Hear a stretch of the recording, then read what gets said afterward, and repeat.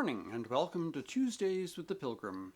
Today we continue our journey with A Prophet in Babylon, Chapter 18, Part B. You'll remember that last week's reading ended with the sentence, Gaunt was silent for a few moments. Then he said, "We'll do it. We'll begin with Dean." The issue of this conversation was that within less than a fortnight, Gaunt had about 20 men at work upon the lines sketched by Palmer. They were nearly all ministers, and all young. They had all been accustomed to employ their summer months in sport and recreation. More than half were pastors in the city churches. Hitherto, they had taken the summer months as their rightful rest time, and who could blame them? But a new spirit had touched them. The mere spectacle of Gaunt toiling on at his post through the hottest months of the summer was to them a lesson and a rebuke. Life is too short for rest, became their motto. There was all eternity to rest in.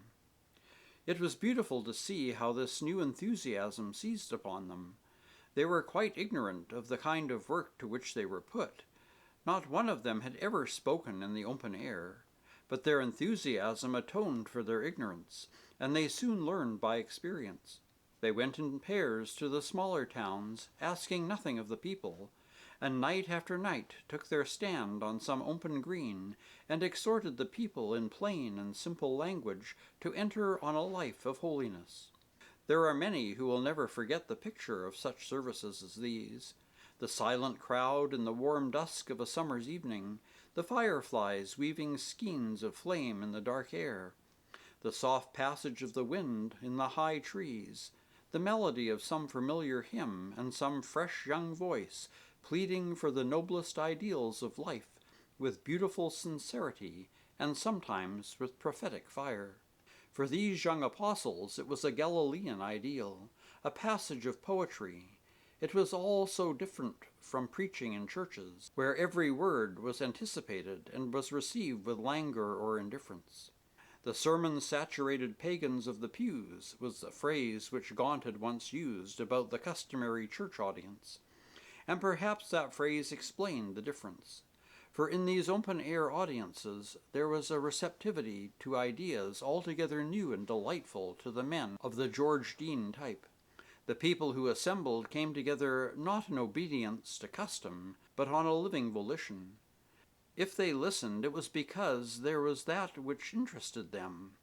They were free to leave when the preacher ceased to interest them. Hence, there was a vital sincerity in these meetings, which is rarely found in churches. And this reacted on the speakers themselves. They lost the professional element, the professional preaching voice. They soon learned to speak simply as men to men. They found that phrases could not take the place of thoughts. They had to use the plain and definite language of the common people. They found that, having now a definite aim before them, they achieved definite results. Scores of people, often hundreds, pressed forward to enroll themselves in the League after each service. Perhaps nothing contributed more to the success of this movement than the obvious disinterestedness of its apostles. The mere fact that they asked nothing from the people made a deep and good impression. "What are you doing it for?" asked a reporter bluntly of George Dean. "Because we love to do it," he replied. "But who pays you?" "We are not paid. It is just our way of taking a vacation." "I never met anyone who preached without being paid for it before," replied the reporter.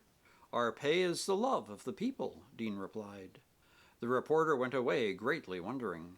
"It seems like a bit out of the Gospels," he wrote in his story of the interview, for he was a youth who had once read his Bible, and had only ceased to read it because he found no one who practiced its teachings. And the chance phrase was true. It was the same message of conquering love which was spoken to these hushed crowds that was spoken long since beside the shores of Galilee, and the same summer stars watched the scene. Toward the end of August, Gaunt himself joined his itinerant apostles. At the request of George Dean, Gaunt came to Dean's own city and began open-air preaching. It was a prosperous city in New York State, one of the earliest Dutch settlements, which still bore that aspect of solidarity and sobriety which the Dutch have left everywhere upon their handiwork. Old red brick houses with gardens sloping to the river, narrow streets with venerable elms, sleepy comfort, decorous restfulness. Such was the older city in which the men had walked who had left records in the history of Indian massacres and martyrdom. But of late years another city had grown up, throbbing with commercial enterprise, a city of vast factories filled with a multitude of toilers. In the very center of the city rose a green hill, with pleasant shade trees, and this hill Gaunt selected for his preaching. His fame had preceded him, and an immense multitude gathered to hear him. And there, night after night, he stood, taking a delight in this unconventional preaching, which he had never known within the decorous walls of churches. And simply because all the richer people were far away in places of pleasure, his congregation consisted in the main of the poorer folk, to whom August brought scant relief from labor. And not only the poorer folk came, but the socially outcast. At the sound of the nightly singing, the saloons emptied. The men and women of wrecked hope drew near and hung upon his words. It was at the close of one of these addresses that an anxious-looking woman came to Gaunt with a request that he would come at once to her house to visit a lodger who was ill. Gaunt went with her. The house was a dilapidated frame house on the outskirts of the city, and the interior, not less than the exterior, bore the marks of poverty. The staircase was worn and dirty, the paint dull and defaced, and the room in which the lodger lay was a dark room with little furniture. The lodger was a young man of athletic frame.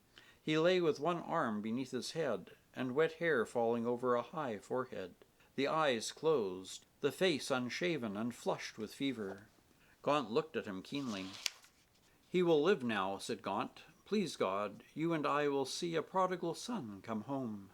"The trouble is not with the prodigal son, but the prodigal father," said Olivia bitterly. "I wonder whether every prodigal child has not something to blame the father for." "Hush," said Gaunt. "You must not indulge those thoughts, Olivia. If your father still loves this boy, as I am sure he does, love will prove stronger than either pride or anger." "I pray for that, but I cannot hope it," said Olivia. "Perhaps the noblest kind of prayer is that which has least of hope in it," replied Gaunt. "The greatest of all recorded prayers is, 'I believe, helpst thou my unbelief.' To go on asking when we expect to receive nothing is a much greater thing than to be expecting to receive." "Isn't that a most heretical saying?" she replied with a sad smile. "It is, at all events, the kind of heresy which helps men to endure," said Gaunt. And with that word he left her. And that's the end of chapter 18, part B. Next week we'll continue with the first part of chapter 19. Until then, take care, stay safe, and God bless.